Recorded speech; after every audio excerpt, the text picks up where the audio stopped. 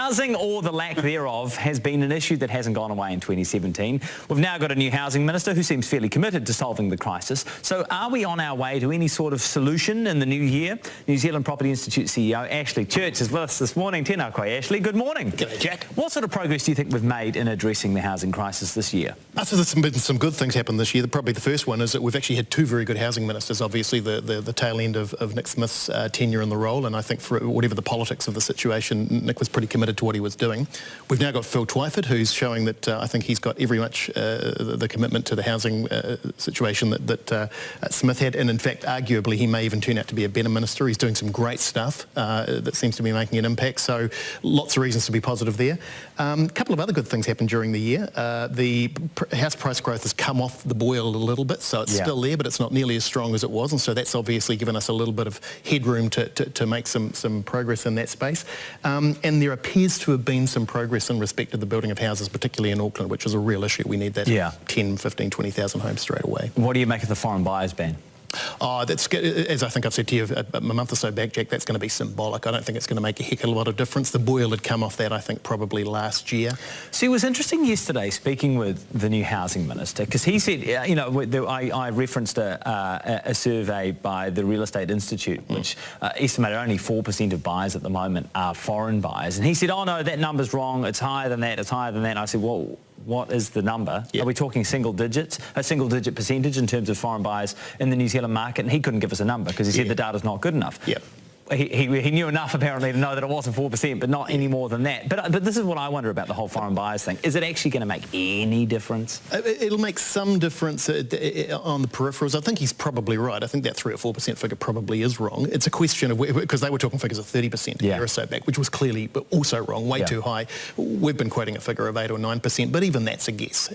No one really knows. Well, see, to me, that has been the craziest thing about this whole crisis, is that, especially under the last government, which for the most part ran by this philosophy of gathering the most data possible, we actually didn't have any numbers. So you couldn't diagnose problems or necessarily diagnose the perfect solution because you just didn't know.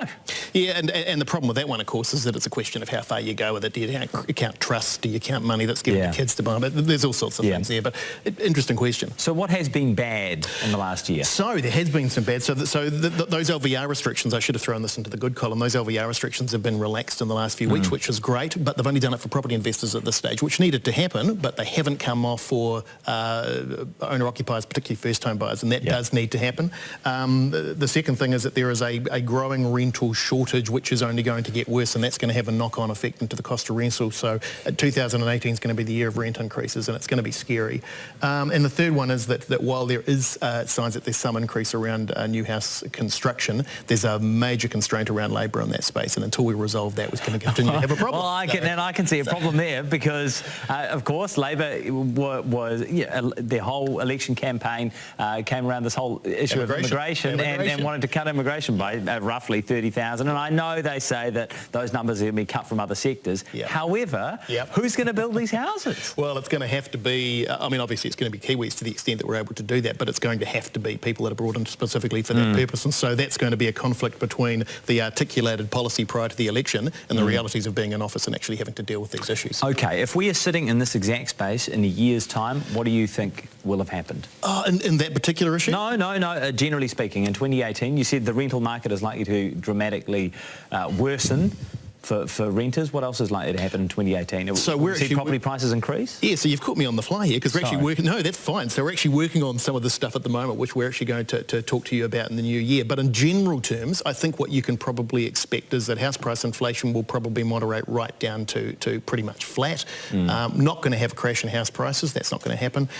In respect of the construction of new homes, because of the focus that Twyford has on dwellings, I think you can expect to see that there is going to be an increase. The question is how big that's going to be, and that's going to depend on things like the availability of labour to actually do it, etc.